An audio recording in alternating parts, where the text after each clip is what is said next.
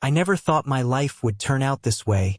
One day, I was just an ordinary girl struggling to keep my little family together after my father's sudden death. And the next, I was being forced into a marriage with a man whose heart was colder than ice. A billionaire who didn't believe in love, who didn't believe in me.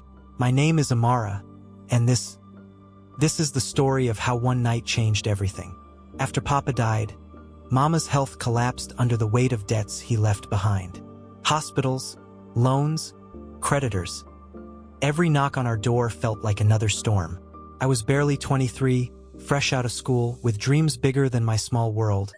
But reality didn't care about dreams. Cared about survival. Then came the night Mama fell unconscious, and the hospital bill almost broke me. I begged, borrowed, and tried everything, until my uncle introduced me to him. Leonardo Kane. The name alone carried weight. The youngest billionaire in Lagos, ruthless in business, feared by competitors, desired by women, but infamous for one thing. His heart was locked, frozen, untouchable. And yet, when my uncle said he could clear Mama's hospital bills if I agreed to something in return, I didn't think it would be this. The day I met him, I'll never forget. He sat there in his black suit, silver watch glinting under the lights, his expression sharp and unreadable. His eyes were dark, deep, cold, the kind of eyes that could see right through you but didn't care enough to stop. He didn't greet me. He didn't even offer a smile. He just said 4 words. "You will marry me." I froze. At first, I thought it was a joke, some cruel, twisted test. But no. He slid a contract across the table like it was just another business deal. 3 years. No love. No interference in his personal life. In exchange, he would settle Mama's debts, pay for her treatment, and secure my family's future. My uncle nodded at me like it was the opportunity of a lifetime, but to me, it felt like a prison sentence. I tried to walk away, but then Mama's tears, her weak voice begging me to save her, echoed in my head. I signed the contract with trembling hands. The wedding was the coldest day of my life. No laughter, no friends, no celebration. Just signatures, flashes of cameras, and whispers from strangers calling me lucky while my heart broke quietly inside me. That night, he didn't even stay. He left me in the penthouse alone, as though I didn't exist. And that was how it began. A marriage in name only, living under the same roof as a man who looked at me like I was nothing more than an inconvenience. Days turned into weeks, weeks into months. He never smiled.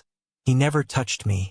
And yet, every time he brushed past me, every time his cologne lingered in the hallway, my heart betrayed me. I hated him, but I couldn't stop wanting to understand him. Then one night, everything changed. It was raining heavily, and I woke up to the sound of muffled voices downstairs. Curiosity got the better of me, and I tiptoed toward the study. That's when I heard him on the phone, his voice rougher, lower, and almost broken. "She can't know the truth," he said. Who couldn't know? What truth? Before I could make sense of it, he slammed the phone down and turned, his eyes locking onto mine. That was the first time I saw something flicker in them, something human, something vulnerable. He didn't say a word, just walked past me, but I couldn't sleep that night. And then, it happened.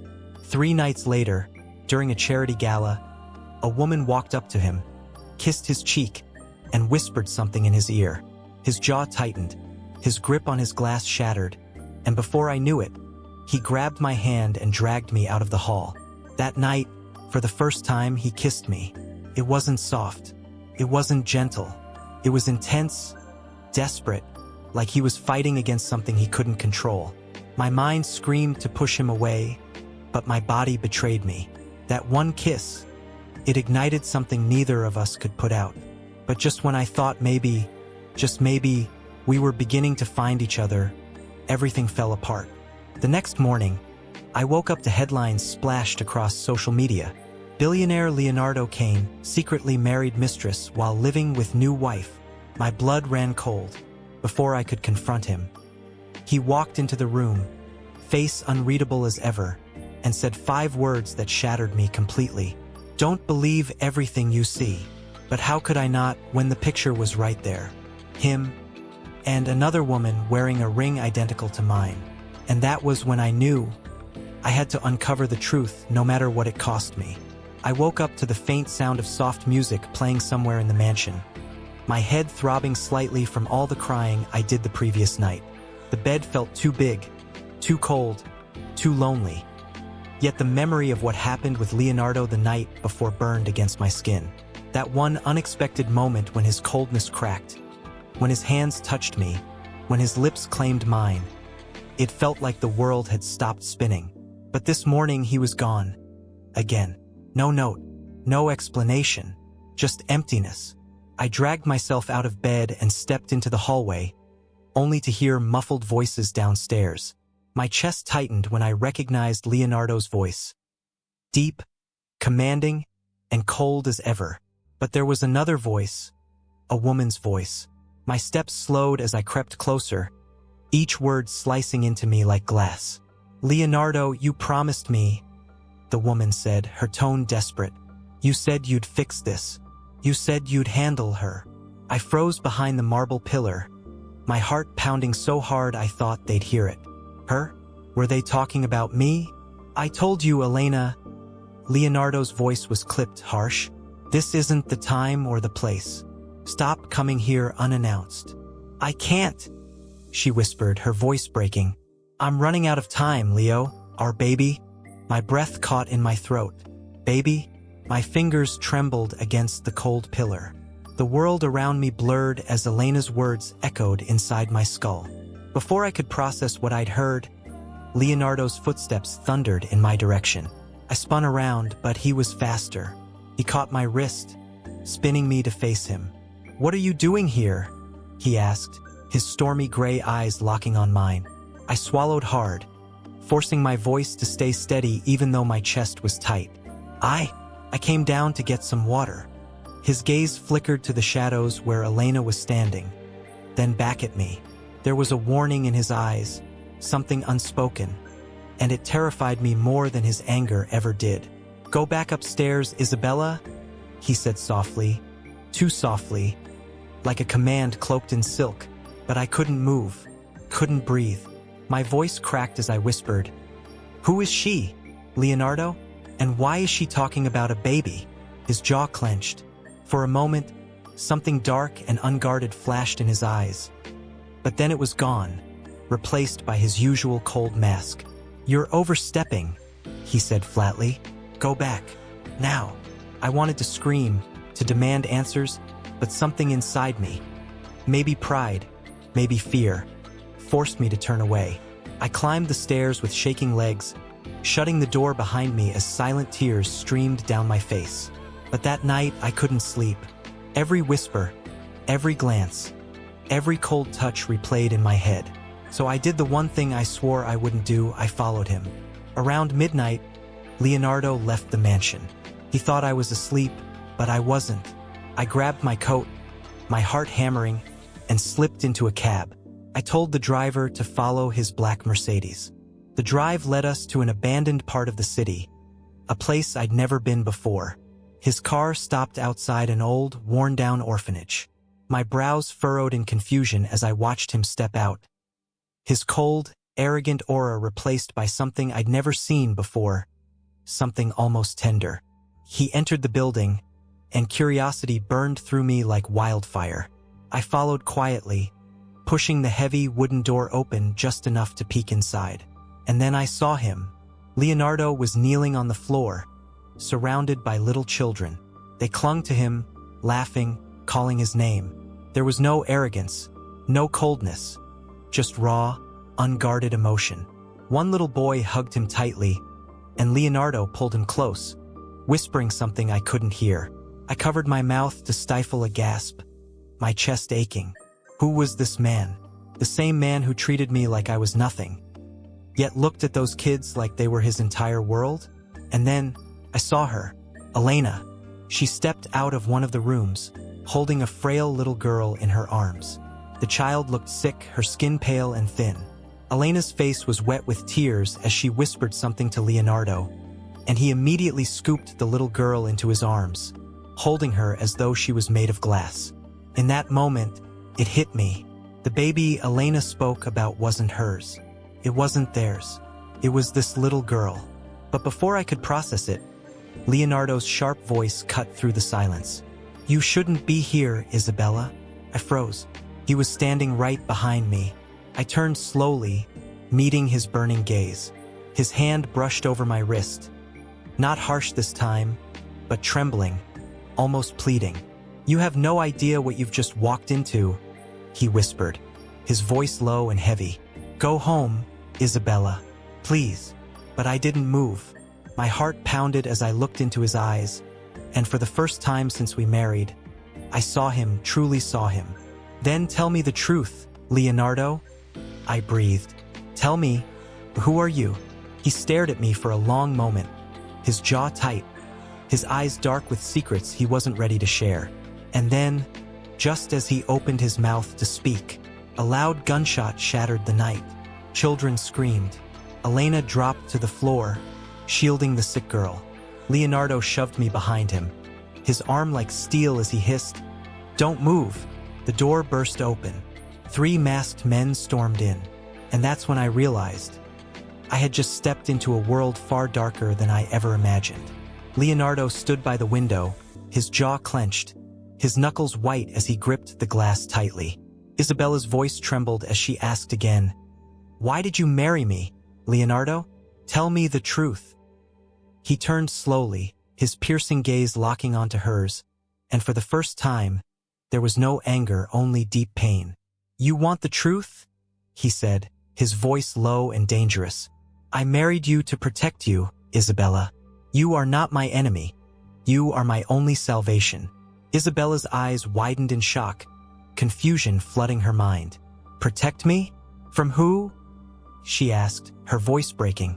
Leonardo moved closer, his steps deliberate, his presence overwhelming. "From my enemies, from the people who killed my family," he said coldly. "The ones who framed my father, destroyed my name, and made me into the monster everyone fears." Her breath hitched as she whispered, "Your family killed?" He nodded, his face hard. "The man you think is my mistress's husband. He's not innocent. He's the one who ordered my father's death. I married you to bind our families together, to shield you from the same fate, and to lure him out." Isabella staggered back, her heart pounding. "So, everything between us, it was all revenge?" Leonardo's jaw tightened, but his voice cracked. "No, at first, yes. But then you happened. You broke down my walls, Isabella. I tried to hate you, but every time I looked at you, I saw the one thing I thought I'd lost forever: love." Tears stung her eyes, but anger burned hotter. "You lied to me, Leonardo. You used me." He stepped forward, gripping her arms gently but firmly, desperation in his voice. "I was protecting you. If they knew I loved you, you'd be dead by now." Isabella shook her head, her lips trembling. "And now? What happens now?" His voice dropped to a whisper, dark and heavy. "Now they know you're my weakness, and they're coming for you." Suddenly, a loud crash echoed from outside, followed by gunshots. Isabella froze, terror in her eyes, but Leonardo pulled her close, shielding her. "It's starting," he said, his voice like steel. "The war I tried to stop has finally begun." Isabella's body trembled as Leonardo finally pulled her close, his voice low, almost broken. "I never wanted to hurt you, Isabella. I married you to protect you, not to trap you." Her breath caught as confusion flooded her eyes. "Protect me? From what?" He swallowed hard, his jaw tightening. "From my enemies. From a war you don't even know exists." Before she could ask, a gunshot shattered the silence, and chaos erupted. The mansion security rushed in, shouting, "Sir, they found us." Isabella froze, terror coursing through her veins. "Found us? Who?" Leonardo grabbed her hand, pulling her behind him. "The same men who killed my parents. The ones who want me dead, and now they'll come for you." Her chest tightened as pieces of the puzzle started falling into place. The secret calls, his sleepless nights, his anger, his coldness. It was all to keep her safe. But before she could process it, a masked man stormed in and aimed a gun directly at Leonardo's chest. Isabella screamed, "No!" and threw herself in front of him. The bullet grazed her arm, making her collapse into his arms, blood dripping down. Leonardo's roar shook the room, his eyes burning with fury. He disarmed the man with one swift move, punching him until he went limp. Breathing heavily, he cradled Isabella's face, whispering, "Stay with me, mi amore, I can't lose you now." Tears streamed down her cheeks as she gasped, "Then promise me, no more secrets." He nodded, his lips trembling as he kissed her forehead. "No more secrets, Isabella. From now on, we fight together." Suddenly, sirens wailed outside as reinforcements arrived.